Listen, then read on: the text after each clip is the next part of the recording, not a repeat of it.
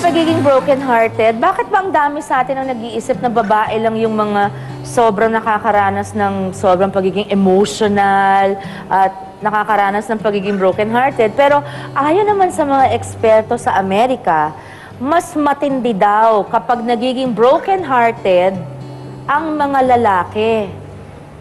Totoo yun sa tingin nyo? Sa tingin nyo? You think? Kasi totoo, Reg. Kasi mas may chance daw na umikli ang buhay ng isang lalaki kapag iniiwan or namamatayan ito ng girlfriend o ng asawa. Gusto ko kasi mauna ako kay Kiko eh. Narito pa ang isang patunay na boys do fall in love and they can fall really, really hard.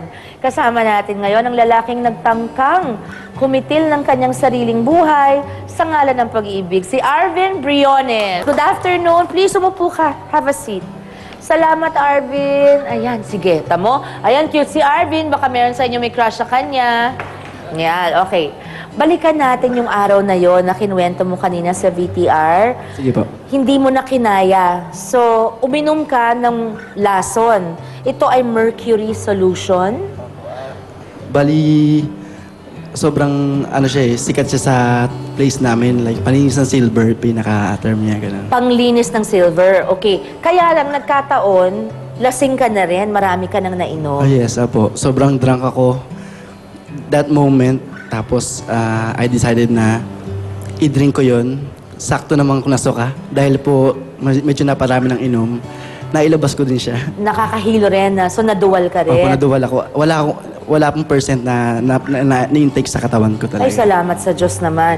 Paano ngayon naiiba si Neds, itong babaeng dahilan ng iyong pagiging broken-hearted, no? Paano siya naiiba sa mga babaeng minahal mo? At bakit sobrang sakit sa'yo ang nangyari ng paghihiwalay niyo? Bali po, feeling ko parang perfect siya sa akin. Kumbaga, nagkakilala kami, lahat pinagkakasunduan namin, lahat ng activities, lahat halos na ginagawa ko kasama siya. Gaano kayo katagal together? Tumagal po kami ng 2.5 years. Kasi yung pinaka-reason bakit kami naghiwalay, nasobrahan na rin ako sa pagiging seloso. Kasi si Nets yung tao na sobrang approachable. Siyempre, approachable. Kahit, friendly, opo, lalo sa office nila, yung mga taong lumalapit sa kanya. Alam ko namang friend niya, pero hindi ko maiwasan na hindi maging seloso. Hanggang sa point na araw-araw nag-aaway na kami, patindi ng patindi. Ako naman doon confident na hindi siya mawawala sa akin. Pero, yun na, isang araw nagbago na, as in, nung nawala siya, hindi ko na makontak, hindi ko na wala, any glimpse, wala talaga. Parang na siya, gumive up na siya, napagod. Opo. Ayun. Okay, umaasa ka pa rin bang magkakabalikan pa kayo? Kung alam niyang nagbago ka na at kasi iba talaga pag nawala sa'yo eh. Doon mo nare-realize, di ba? Opo, pero masaya naman ako kung sakaling, kung hindi man maging kami, masaya ako kasi alam kong siya meron siyang natutunan sa akin eh. At kung sakaling makahanap siya ng lalaki para sa kanya, magiging masaya na ako kasi naging okay naman din ako sa nangyari. In a positive way po. Marami akong natutunan. Eto, may isang taong gustong magbigay ng mensahe na baka sana makatulong sa'yo sa iyong pag-move on. Panoorin natin. Sayang yung relasyon namin dalawa. Pero hoping sana nga ngayon, nakapag-move on na siya. Parang okay na din siya. Kasi ako, okay na din ako.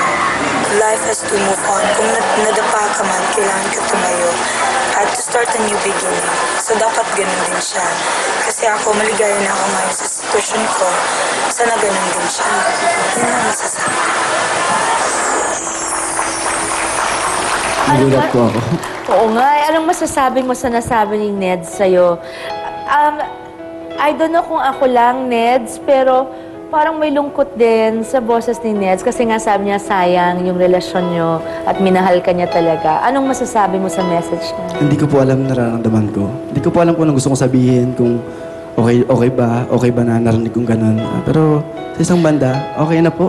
Pero eto mapapanood ni Neds to. So siguro sabi mo nga kahit anong gift, kahit anong explanation, hindi kayo to see eye to eye before. So, do you want to take this chance to say to Neds kung anong gusto mong sabihin? Sige po. There's the camera or there. You choose. Sige. Okay. Si Neds ang kausapin. Ay, sweet. Sweetie. Thank you kahit dun sa video nag-message ka sa akin. Kasi parang nagulat ako. Gusto kong sabihin sa'yo na lalo mong pagbutihin yung ginagawa mo sa buhay mo. Masaya ako na kasi nakilala ka. Naging part ka ng buhay ko, ng family. Nagpapasalamat ako sa mga memories natin, sa mga bagay na natutunan ko sa'yo. At naging mas malakas akong tao dahil sa'yo. Yan po. Salamat. Take care. Ako naman ay naiiyak kay Arvin. Na-affect ako. Nainis kasi ako pag merong dalawang taong sobrang nagmamahalan. Tapos, feeling ko mag-usap lang kayo, baka maging okay pa eh. Kasi di ba, no? Parang di lang, baka pride lang. Pipilitin ko, magbalikan kayo. Grabe. Grabe. Pero Neds, siguro isang chance lang na mag-usap kayo. Tignan nyo lang. Kung wala, di wala talaga, di ba? Pag meron, pakibalitaan mo kami. Okay. Maraming salamat, Arvin. Ayoko talaga itong Thank you episode din na to po. eh. Sharon. Thank you, Arvin. God bless you. At maraming salamat na nandito ka para ikaw mismo magkwento ng dinaanan mo. Sana maging patunay ang araw na ito, nalilipas din. At kinakaya pala ang pighati mo noon na tipong hindi mo makayanan. At sana magbalikan kayo. Kasi grabe, parang in love po eh. Okay. Susunod po, isang acoustic singer na dinadaan sa pagkanta ang kanyang pagiging broken-hearted sa ating pagbabalik, mga kapatid. Naku, mukhang emotional itong episode na to. Grabe. Thank you, Arvin. This was one I always believed you loved me. No matter what I've said and done, 'cause you are mine. Want you